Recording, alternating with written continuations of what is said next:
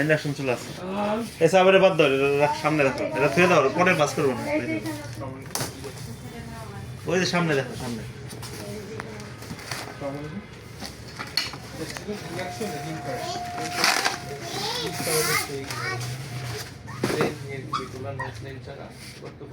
না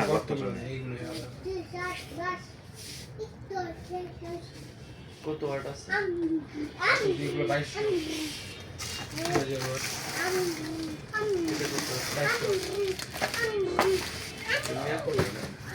মিয়াকোটা যাই না রাইট